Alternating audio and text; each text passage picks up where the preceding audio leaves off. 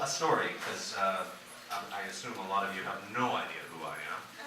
And that's good, because I would like to tell you about this experience I had a few years ago. 2 years ago, actually. I'm on a train. I'm taking the train from Vancouver to Toronto, and I'm going to jump off the train and get on a bus to Brantford, Ontario. I've been invited to the W. Ross Macdonald School for the Blind in Brantford, Ontario. This is 2 years ago in October.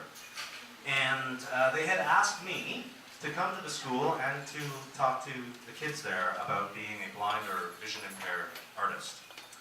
Now, the Via Rail Canadian train takes 3 whole days to get from Vancouver to Toronto. You got 3 days on the train and 4 nights to, and in my case, I was properly freaking out. Because I had no idea what I was going to say to these kids. I had absolutely no idea what I was going to talk about, where I was going to go, and so as a writer, I spent the whole time just writing pages and pages and pages of garbage.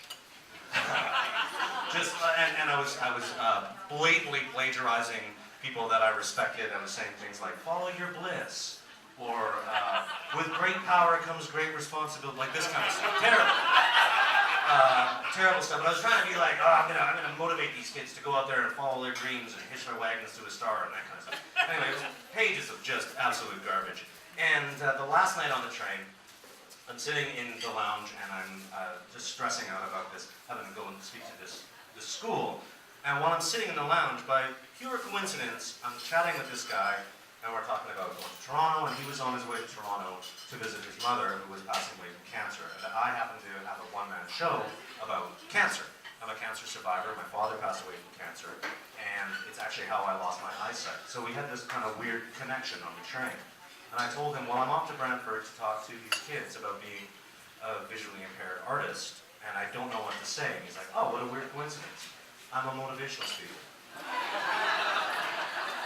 He says, he goes all over the Northwest Territories and the Yukon, and he talks to kids about following their dreams and overcoming obstacles. And I was like, this is great, perfect.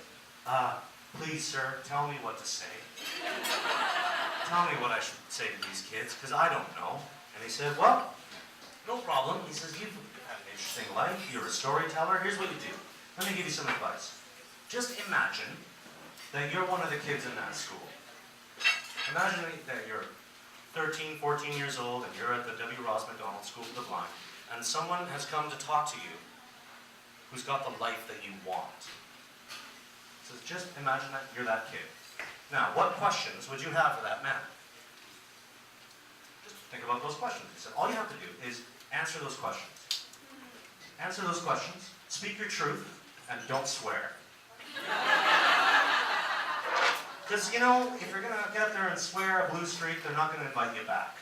And you kind of want to get invited back. Wouldn't that be great? So I go off to my room on the train, and I take the pages and pages of garbage that I've written, and I threw it out the window.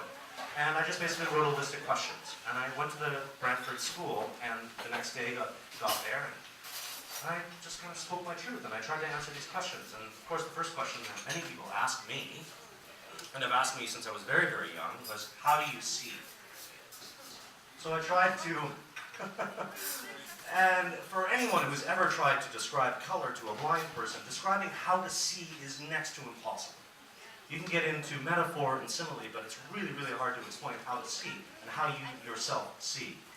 And a very, very wise person at the CNIB when I was quite young said to me, you know what, just remember that how you see is unique to you. Vision happens in the brain, not the eyes.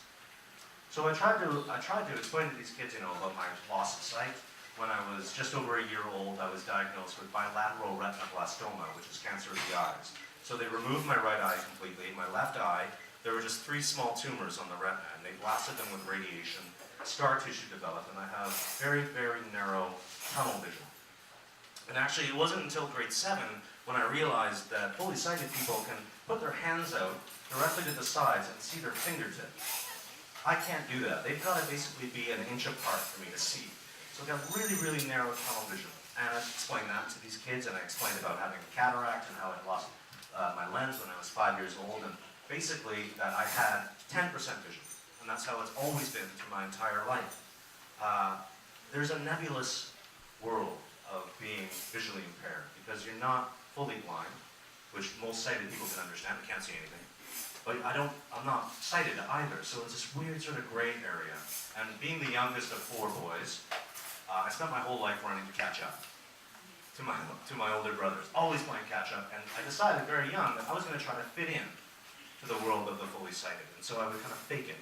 And I learned very early on how to fake being sighted, which I'm sure some of you can probably relate to. Kind of fake that, oh yeah, somebody says, oh, can you see that? And it's just a lot easier to just go, yeah. Can you see that thing over there? Yeah, totally. You know?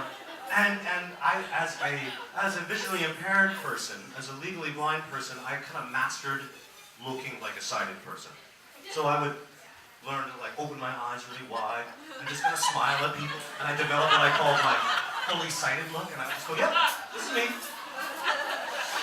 I cannot see you, but I'm pretending that I can.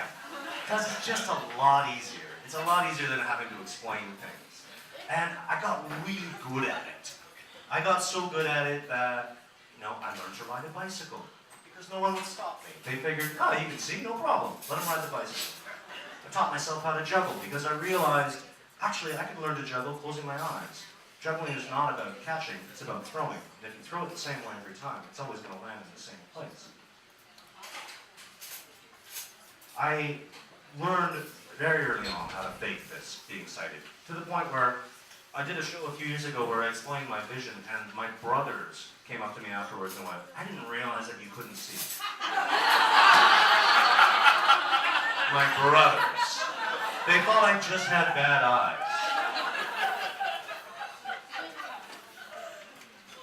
Not a word of a lie. Anyway. So, I get to the end of my tale with the W. Ross Macdonald School for the Blind, and I explain how I had been a stage actor and a visual artist and a musician for years, and I get to the end of it, and I figure, okay, I've answered all the questions, no problem. The other advice that this motivational speaker on the train gave me was, at the end, if you run out of things to say, just say, any questions? Generally, someone will put their hand up. I finish, I say, any questions? And the little girl in the front row puts her hand up. Thankfully, she's close enough that I can actually see her. I say, yes. And she says, yeah, do you have a dog? Which is a question I had never thought about before. I love animals, but I'm on the road all the time, and I thought, well, but I said to her, no, I don't have a dog, but I do have a cane. I got my very first white cane when I was 34 years old. I was living in Toronto at the time, and my agent called me up.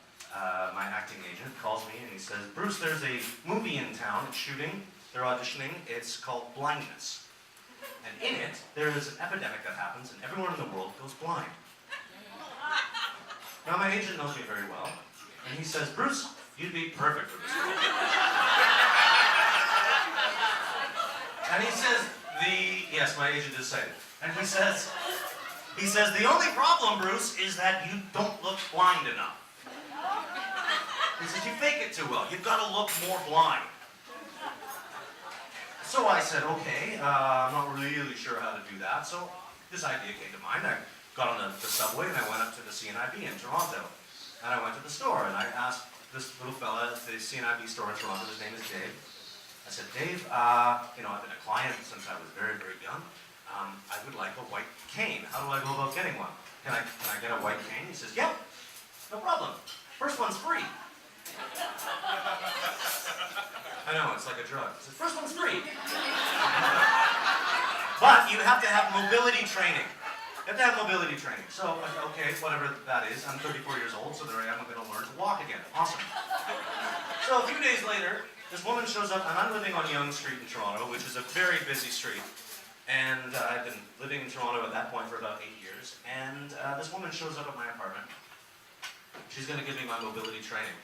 And she says, wait a minute, you're 34 years old, you've had 9% vision your entire life, and this is your first cane. You must get hit by a lot of cars. So she gives me the cane, and she sort of opens it up and telescopes it out, and she says, so here's what you do, you hold it like a golf club. Which I think is a hilarious thing to say to someone who's got 9% vision. So I've got this golf club, all right, and she says, and you swing it like a radar, but here's the thing. keep your head up and your shoulders back, and just move through the world. Now, I had spent 8 years living in Toronto, and before that, 25 years living in Calgary, Alberta, and I would move up the street with my head down. I would hug the wall, the buildings, and I would sort of move through traffic like it was Frogger. You know, just trying to like weave around people and protect myself, head down the whole time, and just really trying to scent the sidewalk. So for me, to be head up, shoulders back, moving through the world with a cane was so physically different than anything I'd experienced before. And we go out onto the sidewalk on Yonge Street, and it was like the parting of the Red Sea.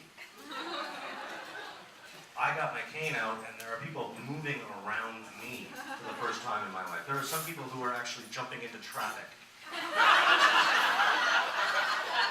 And I get to the corner of Wellesley and Yonge, and there's a car that had moved out into the intersection, ready to make a turn. And he saw me, I assume, because as I moved my cane, the car moved back with the cane. This thing is magic. I've gone 34 years, and I have never experienced it. And I got my head up and my shoulders back, and I'm looking, I can see the architecture of Toronto.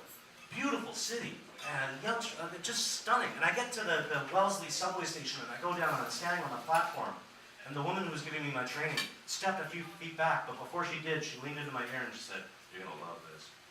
She steps back, and as the train pulls up, this woman rushes down the stairs, and she's rushing onto the subway car, and she sees me with my cane, and she pauses, and she says, "Let me give you a hand." She takes my elbow and she helps me onto the train, and somebody else stands up and gives me their seat. Now, I'd spent 8 years in Toronto, Ontario, and I am used to cold, angry, aggressive people living in a little bubble, and suddenly there was this humanity in Toronto. Amazing. Amazing. And so I finished this story about my kind of rediscovery of humanity at 34. It only took 34 years, thankfully. I finished my story, and I kind of pack up, and I'm on my way out of the school, and I'm leaving, and this little boy comes up to me, and he's about 12 years old. He's got these Coke bottle glasses on, like I used to wear, and he kind of stops me in the hallway, and he says, "I just want to tell you something." He said, "I see just like you. I have 9% vision in one eye, I had a cataract, I got a lot of floaters." He says, "and it's really, really hard, because I'm not fully blind, and I'm not fully sighted either, and I don't know where I fit." And I knelt down, and I looked at him in the face, and I said, "You know what, man? No one sees like you. No one does."